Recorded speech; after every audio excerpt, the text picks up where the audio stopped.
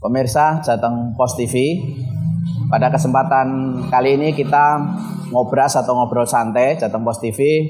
Ini sangat istimewa karena pada kesempatan hari ini kita ngobras dengan Ketua DPRD Kota Semarang, yaitu Bapak Kadar Rusman, Sarjana Ekonomi, yang akrab disapa oleh rakyat itu Mas Pilus ya. Jadi kedepannya kita panggil Mas Pilus saja. Ya. Ini kesempatan yang istimewa buat pemirsa Jateng Pos TV karena kita diterima di kediaman beliau di satu rumah yang sangat asri ya, sangat luar biasa karena ini rumah joglo ini ya, rumah joglo di tengah-tengah masyarakat yang menurut saya di kampung ya, di kampung. Ini satu kesempatan yang luar biasa di daerah Mangkang, Tugu. Di sini beliau sehari-hari tinggal ya. Iya. Jadi sejak lahir sampai menjadi ketua DPRD beliau tetap mencintai kampungnya berarti. Sudah menjadi anggota DPRD, ada ketua DPRD tetapi tetap tinggal di sini. Ini satu komitmen seorang wakil rakyat yang menurut saya tidak biasa ya. Itu. Pemirsa, pada segmen ngobras kali ini kita ingin ngobrol santai, betul-betul ingin ngobrol santai. Untuk segmen ini adalah kita ingin mengetahui lebih banyak tentang hobi Mas Pilus di luar tugas dan tanggung jawabnya yang berat sebagai pejabat negara. Mungkin banyak yang tidak tahu, beliau punya hobi motor tua sama sepeda pancal ya. Mungkin nanti juga ada yang lain. Nah, Mas Pilus di tengah kesibukan negara seperti itu masih punya hobi motor tua. Ini gimana ceritanya nih Mas? Ya, Mas Bejan, matur nuwun sebelumnya. Kondisi hujan seperti ini masih mau nyambangi sahabat yang di pinggiran Kota Semarang. Semarang teman-teman Barat, ini ya. Saya matur nuwun yang pertama. Terus tadi apa yang disampaikan terkait dengan kesibukannya, kok masih ada waktu untuk dolanan motor. Ini sebetulnya di sela-sela kesibukan ini buat refreshing juga. Sepanjang kita tidak meninggalkan tugas utama, tidak meninggalkan kewajiban satu sebagai kepala rumah tangga. Itu yang utama. Iya. Yang kedua, kewajiban saya sebagai wakil rakyat. Ya. Karena di kegiatan yang luar biasa ini motor-motor tua yang menurut saya sederhana sih, motor tua sederhana dan mudah didapat. Karena ini Jepang. Oh, ya, kecuali yang merek-mereknya apa itu? Itu mereknya ada Suzuki, ada Yamaha, ada Honda. Jepang ya. Iya. Jadi Suzuki, Yamaha, Honda, macam-macam lah itu ada. Tahun berapa Mas itu? Tuanya itu tahun berapa? Yang tua itu di tahun 69, ada yang 67 juga ada. Jadi ada Suzuki, ACP, ada Yamaha, L2 Super, terus ada S90 itu Honda, terus ada motor bebeknya ini yang namanya Pitung ya, Honda Pitung 10 itu ya, Honda 70. Kalau Eric King kan sudah tidak jadul menurut saya, tapi itu juga langka. Kenapa masih digemari sama sekarang? Itu memang passion dari kecil, dari muda? Ya, dari muda memang saya suka motor-motor tua. Waktu itu kan tuanya menurut saya ya Honda 70 itu menurut saya. Waktu itu saya memodifikasi sendiri, beli sendiri, terus buat jalan-jalan sendiri, itu asik menurut saya. Waktu itu sebelum saya jadi Dewan, saya masih lulus SMA. Nah, setelah jadi Dewan, saya kembangkan terus sampai sekarang. Saya berburu motor-motor tua itu sekaligus refreshing. Dan nyarinya susah juga sih sebetulnya walaupun motor Jepang ya. Tapi itu susah juga. Nah, harganya sih tidak mahal, semua orang menjangkau. Cuman untuk memelihara, mengorsinilkan lagi dan merawat, ini mungkin banyak orang yang waktunya atau mungkin terlalu ribet ya. Karena berburu barang-barang yang ori untuk melengkapi itu kan susah. Betul. Nah itu menurut saya sesuatu yang aku suka. Jadi sesuatu yang aku senengi sehingga nggak ada beban sama sekali. Nah, di sela-sela kesibukan saya sebagai anggota Dewan, untuk mencari dan berburu barang-barang itu sebuah apa ya, Mas Bejan, ini sesuatu yang menurut saya refreshing untuk membalance supaya kita tidak sepaneng terus urusan politik, urusan dengan masyarakat atau pemerintahan. Jadi sampai sekarang itu masih hunting juga? Sampai sekarang masih, hanya tidak sekenceng yang awal-awal dulu, karena sekarang mungkin barangnya sudah langka juga. Betul. Punya berapa unit tuh Mas motor tuanya itu? Motor tua sekitar 9 sampai 10. 9 sampai 10 ya. Itu dirawat, kemudian dimodifikasi juga, hanya untuk ditonton saja ya sekarang posisinya. Saya nggak tonton sebetulnya, itu tak pakai. Oh, dipakai juga sampai sekarang?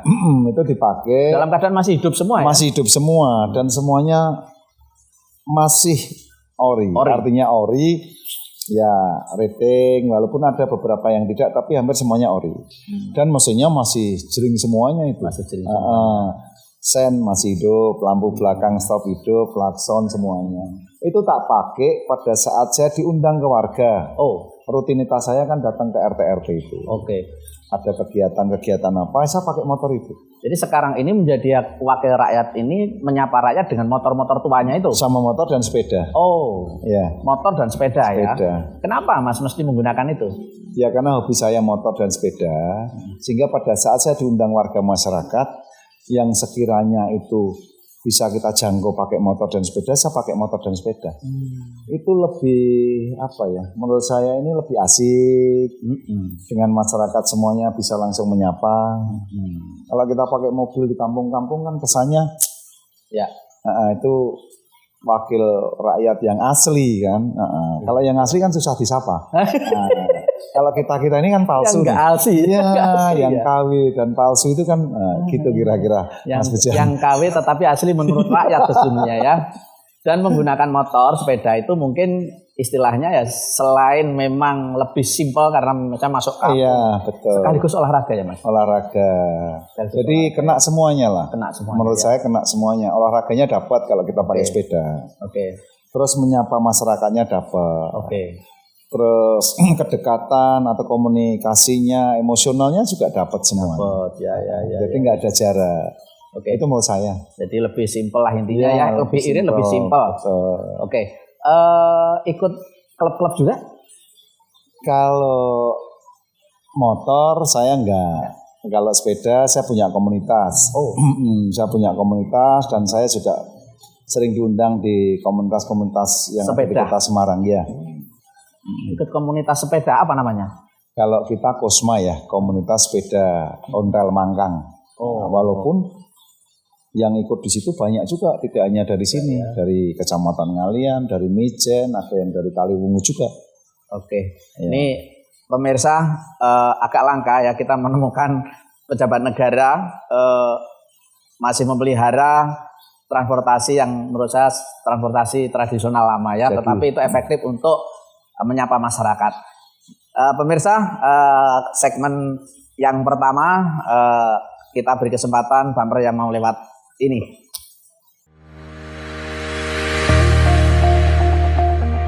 Jateng Pos kini hadir dengan berita-berita yang lebih lengkap. Koran Jawa Tengah ini tidak saja mengabarkan berita-berita politik, hukum, sosial, dan ekonomi, tapi juga berita pendidikan. Anda ingin tahu opini para guru di Jawa Tengah? Ingin tahu prestasi sekolah hebat? Ingin produk Anda dibeli sekolah? Baca dan promosi di Jateng Pos. Jateng Pos, untuk Jawa Tengah lebih baik.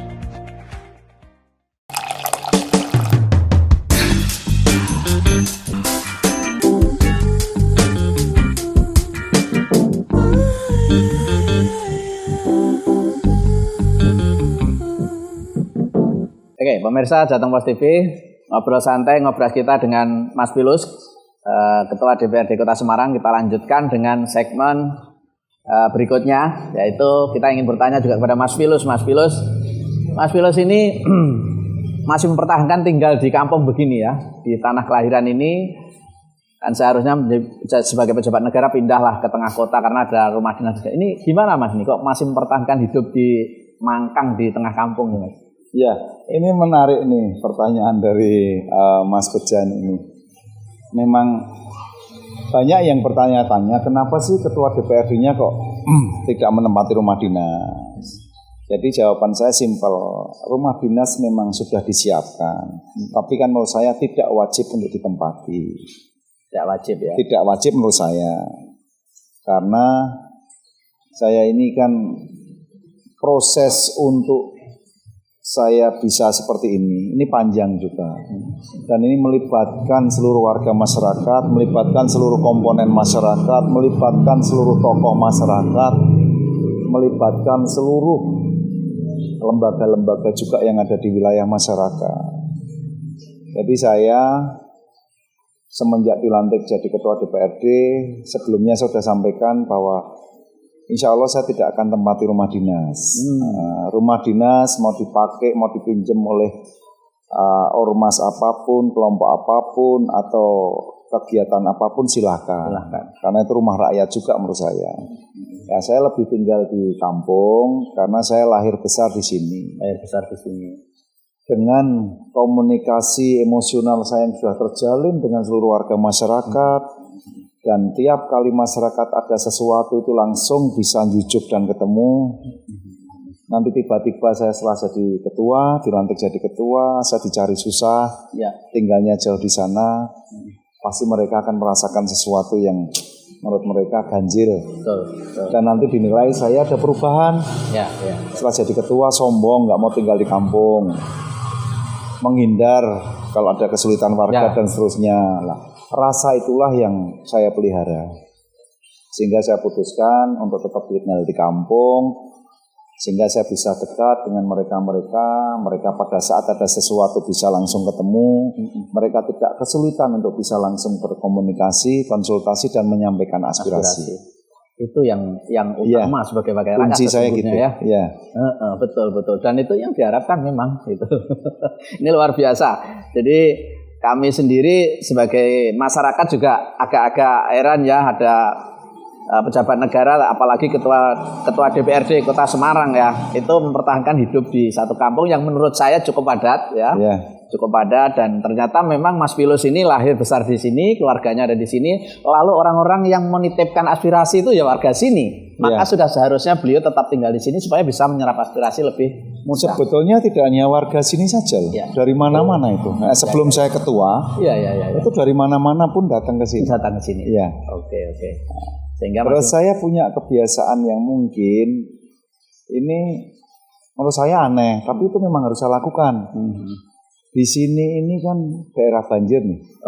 Dan tiap tahun menjadi berita nasional. Betul. Dengan bencana banjirnya gitu loh. Tiap kali banjir saya pasti keliling ke kampung dulu, dari dulu. Keliling, bantuin warga sekeliling semuanya. Kalau sudah aman, baru saya keluar ke jalan raya. Saya jalan karena banyak mobil yang macet. Dan langganan. Kalau banjir kan mobil semuanya nggak bisa gerak nih. Setelah kampung saya rasa aman, di dalam kampung saya keluar nih Pak ke jalan raya, Mas. Saya kontrol nih satu-satu, mulai pasar sampai ke ujung tikung sana. Siapa tahu ada masyarakat atau pengguna jalan ini yang minta bantuan. Biasanya kalau banjir ini kan banyak diganggu orang. Pura-pura dorong, nanti diminta uang dan seterusnya. Mereka ini lagi susah loh, lagi kena bencana. Nah, kebiasaan itu dari dulu saya, sebelum dewan sampai saya jadi dewan, masih melakukan itu. Masih juga, sampai sekarang pun masih. Nah, saya punya saudara juga yang saudara itu saudara banjir. Kenapa? Yang maksudnya saudara banjir. Karena saya ketemunya di banjir. Gitu. Ketemunya pas banjir, mereka ini keluarga dari Wonogiri, kejebak banjir di depan, di jalan raya depan tugas kita. Saya pas keliling, ternyata di dalam mobil itu penuh ibu-ibu dan anak-anak, nggak berani turun karena airnya dalam. Tak datangi, dari mana nih Pak? Dari Wonogiri Pak, mau kemana? Mau ke Jakarta. Nah terus yang di dalam ini ada ibu-ibu. Ya sudah, tak bawa pulang ke rumah saja ini. Tak buka pintunya itu, airnya langsung masuk ke mobil semuanya. Di dalam itu ada beras, ada jenang, ada apa? Ternyata itu mau ngantenan. Ya Allah. Jakarta. Tak bawa pulang ke rumah. Ibu-ibunya. Terus saya bilang ibu nyonya, Bu ini digantiin semua, kasihan dia kerendam di dalam mobil. Bapak-bapaknya juga tak bawa ke rumah. suruh ganti baju semuanya, pakai sarung, pakai apa, biar mereka tuh nggak sakit. Betul. Kata mereka ini semalam nggak bisa tidur. Setelah itu tak cari nasi sendiri, nasi bungkus, tak suruh makan sendiri di sana. Dia nggak bisa tidur sekeluarga ini, bingung. Ini siapa orang ini gitu loh. Yang nolong tadi itu siapa? Yang nolong itu siapa? Dalam kondisi banjir, orang harus berpikir ke dirinya sendiri. Ini kok masih bisa membantu dan memikirkan orang lain. Sampai sekarang jadi saudara. Itu peristiwanya kapan itu? Itu setahun yang lalu. Ya sudah menjadi wakil rakyat ya? Sudah. Oh ya Allah, luar biasa. Karena itu rutin saya sampai sekarang, sehingga saya berat ninggalin kampung. Betul. Oke, Mas Filus, ngomong soal banjir, ini kan kenangan banjir, tetapi kenangan banjir yang sosialnya tinggi menjadi saudara ya. Kita saat ini di Kota Semarang menghadapi banjir kan, gitu ya, banjir di mana-mana karena curah hujan yang tinggi dan lain-lain. Itu Mas Filus memandang banjir di Kota Semarang ini sebetulnya fenomena apa, lalu seharusnya bagaimana menanginnya supaya tidak terulang lagi, Mas Filus? Iya. Sebagai wakil rakyat ketua DPRD ya. Kalau menurut kacamata saya, selama ini di Kota Semarang, dari tahun ke tahun itu sudah banyak berkurang untuk banjir dan robnya. Mulai kelihatan nyata dan nampak itu benar-benar itu semenjak wali kotanya Mas Hendi. Itu program pembangunannya luar biasa sekali, termasuk mengatasi banjir dan rob. Memang saya juga sering katakan kepada masyarakat bahwa percuma saja kalau kita sebagai masyarakat Kota Semarang tidak bangga hidup dan tinggal di Kota Semarang dengan kota yang sudah seperti ini. Dulu mungkin 10 tahun yang lalu atau 7 tahun, 10 tahun, 15 tahun yang lalu warga Semarang itu tidak pernah mau jujur pada saat ditanya di luar kota tinggal dan aslinya orang mana. Dia nggak mau ngaku orang Semarang. Karena rob dan banjirnya itu selalu menghantui. Mana orang Semarang, banjir ya. Terus sampai ada lagunya kan? Betul. Semarang kali ini ada banjir lagunya. Ya. Yang kedua, Simpang 5 itu tidak seindah sekarang. Cibleknya banyak, kopinya di situ, tehnya. Dia nggak bangga, tapi sekarang orang ditanya bangga. Banjir dan robnya hilang. Nah untuk yang sekarang, banjir ini merata di mana-mana. Itu bukan karena pemerintah tidak perhatian atau pompa-pompanya tidak difungsikan, tapi memang kalau melihat kemarin itu hujannya ekstrim dan luar biasa sekali. Tidak hanya di Semarang, tapi Ungaran luar biasa juga, sehingga tumplek-plek di Kota Semarang. Memang kita kemarin juga tinjau di beberapa lokasi, kita berikan sebuah catatan untuk pompa-pompanya ini harus ada yang ditambah dan dibesarkan. Tambah kapasitasnya dibesarkan. Iya, ya. Hanya itu sebetulnya. Kalau sungai-sungainya, alhamdulillah sungai banjir Kanal Timur oke, Barat oke, ini berinya normalisasi. Normalisasi. Ya, terus nanti untuk Kali Babon, Kali Seringin dan seterusnya juga mereka lancar. Hanya pompanya belum yang embung ya. Betul. Danau-danau yang bisa jadikan dimanfaatkan. Ya. Ini kan program ini masih jalan terus untuk memecah supaya debit air ini tidak ngumpul di satu titik, akan dibuatkan embung-embung. Ini perencanaannya sudah mestinya 2020 kemarin juga sudah ada yang direalisasi. Karena anggaran ini harus digeser untuk penanganan COVID. Nah, itu juga pengaruh loh kemarin nih. Karena yang namanya COVID ini kan tidak direncanakan dan orang tidak ada yang bisa tahu kapan. Sehingga APBD kota tidak pernah menyiapkan anggaran yang segede itu untuk COVID. Karena selama ini kita tidak pernah tahu tabung itu apa. Refocusing itu. Ya, sehingga direfocusing dari anggaran yang sudah disiapkan oleh OPD ini direfocusing untuk penanganan COVID. Jadi sebetulnya 2020 atau 2021 ini anggaran untuk menambah kapasitas dan jumlah sudah di 2020 ada. Penambahannya sampai berapa persen harusnya itu, Mas? Ya kalau di masing-masing itu yang nangani kalau itu di PU ya. Lumayan lah kalau di PU anggarannya besar juga karena kemarin direfocusing sehingga yang sedianya ada pengadaan untuk pompa, untuk pembebasan lahan embung, ini kan tertunda. Mas Filus, segmen 2 untuk sementara kita break untuk beri kesempatan pamper yang mau lewat ini.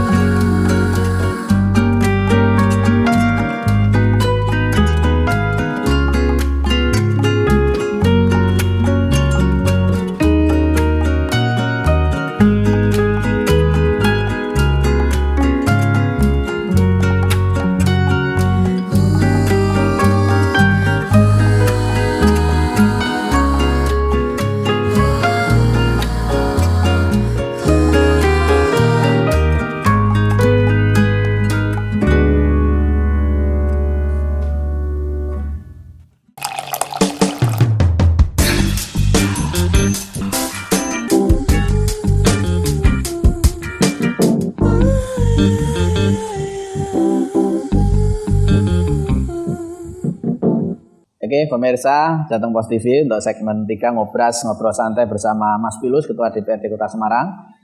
Ya, kita lanjutkan, kita ingin bertanya-tanya lagi kepada beliau masih tentang banjir karena hari-hari ini kita semuanya temanya banjir ya. Di Kota Semarang ini menurut Mas Pilus memang ya sudah menjadi ciri khasnya lah banjir ya. Bahkan ada lagunya Semarang kalinya banjir ya. Tetapi untuk tahun-tahun kebelakang banjir itu sudah jauh berbeda, sudah jauh berkurang. Yang pertama mungkin karena pemerintah membuat saluran dan irigasi, pompa dan segala macam untuk mengatasi rob dan banjir itu. Sehingga meskipun banjir kayak kemarin itu, catatan masyarakat yang diakui itu memang air itu tidak lama. Ya. Kalau dulu mungkin banjir bisa sampai seminggu baru berhari-hari air berkurang. Ini di kampung-kampung hari ini kami keliling udah kering semua kecuali daerah Kaligawe. Artinya sejak banjir itu hari Sabtu Minggu ya 2 hari. Hari ketiga hari Senin ini sudah surut. Itu termasuk cepat sehingga air itu tidak terlalu lama menggenang di masyarakat. Ini sebetulnya prestasi yang dibaca oleh masyarakat saat ini ya terhadap pemerintah yang sekarang. Nah, pertanyaannya memang dari sisi lain penyebab banjir selain curah hujan dan macam-macam mungkin juga ada kawasan atas yang sekarang sudah banyak terbuka ya Mas, menjadikan perumahan dan segala macam. Ini mungkin memang Kota Semarang harus berkoordinasi dengan daerah atas Mas untuk ke depan mengatasi banjir itu. Bagaimana wilayah atas itu tetap menjadi resapan yang maksimal sehingga air begitu hujan tidak ke bawah. Menurut Mas Pilus gimana? Iya. Saya sepakat itu. Memang masing-masing kota kan punya RT/RW ya. Rencana tata ruang wilayah. Di Kota Semarang sendiri yang namanya rencana tata ruang wilayah pasti dihitung matang oleh tim teknis, dikaji matang oleh tim teknis di situ. Supaya ada perimbangan. Tidak boleh semuanya dijadikan permukiman suatu misal. Tidak boleh semuanya dijadikan kawasan industri di sana. Nah, ini kajian-kajian ini menurut kami, kacamata kami sangat ideal di situ. Memang yang namanya kabupaten kota ini bersinggungan. Bersinggungan, saling membutuhkan dan harus berkomunikasi dan koordinasi di situ. Kaitannya dengan lingkungan. Yang namanya RT/RW ada juga yang tata ruang wilayah Kota Semarang dikolaborasikan atau dipadu dengan provinsi sehingga dikomunikasikan dan koordinasikan dengan pusat juga supaya semuanya sinkron, termasuk di daerah-daerah tetangga atau kanan kiri atau penyangga. Kalau berbicara di Semarang, Ungaran ini memang daerah atas. Nah, kita memang harus sinergi supaya daerah atas ini tetap dipertahankan, sehingga resapan-resapan ini bisa sampai fungsi, tidak atau seperti sekarang daerah atas yang di Ungaran banyak difungsikan sebagai permukiman, sehingga resapannya nggak ada, turunnya ke Semarang. Termasuk Gunung Pati sendiri ya? Gunung Pati ini juga daerah penyangga juga ya, walaupun sama-sama Semarang, dan itu dipertahankan, walaupun ada beberapa yang menurut tim teknis boleh dibangun untuk perumahan, tetapi hanya sekian persen dari kawasan hijau atau daerah sabuk penyangga itu. Sebetulnya banjir kemarin tidak harus menuding siapa yang salah ya? Iya, kalau kita melihat yang kemarin bukan berarti pemerintah ini lalai atau pemerintah tidak sigap dan tanggap, karena ini menurut saya alam. Tapi seperti yang disampaikan panjenengan tadi, betul, banjirnya tidak sampai berhari-hari dan berlama-lama, karena semuanya sudah disiapkan, titik-titik yang paling rawan, paling lama genangannya sudah disiapkan untuk pompa penarik. Mas Pilus, terima kasih. Di segmen 3 ini mungkin ada pesan-pesan penting buat rakyat Semarang sebagai ketua Dewan atau Wakil Rakyat, monggo disampaikan. Ya, baik, saya selaku Ketua DPRD Kota Semarang menghimbau seluruh warga masyarakat Kota Semarang harus waspada di musim hujan yang sangat ekstrim ini, karena yang ada tinggal di wilayah atas ini harus waspada dengan tanah longsor, karena ada beberapa titik juga tanah yang longsor di kawasan atas. Yang di kawasan bawah juga harus waspada dengan banjir. Ronda diaktifkan, di lingkungan harus ada yang jaga, karena hujan ini tidak bisa diprediksi kapan turunnya. Yang kemarin tuh malam hari sampai pagi banjirnya. Sehingga saya mengimbau kepada masyarakat Kota Semarang untuk saling menjaga, waspada, dan tidak boleh tinggal diam untuk mengantisipasi banjir di musim hujan ini. Sekaligus yang terakhir buat saya kepada warga masyarakat, di masa pandemi COVID ini harus selalu menjaga kesehatan, kebersihan, memakai masker, hindari kerumunan, agar semuanya ini bisa teratasi dan bisa dihindari sehingga penurunan angka COVID-nya bisa diharapkan sesuai target dari pemerintah Kota Semarang. Itu yang bisa kami sampaikan, harapan kami selaku wakil rakyat, selaku ketua DPRD, supaya Kota Semarang tetap kondusif, aman, tentram, dan terhindar dari bahaya apapun. Amin. Matur nuwun. Terima kasih Mas Filus, pemirsa Jateng Post TV. Di segmen akhir ini kita sudahi karena semua sudah disampaikan oleh Mas Filus. Buat kita semua mudah-mudahan membawa manfaat untuk kita semua. Terima kasih. Assalamualaikum warahmatullahi wabarakatuh. Waalaikumsalam warahmatullahi wabarakatuh.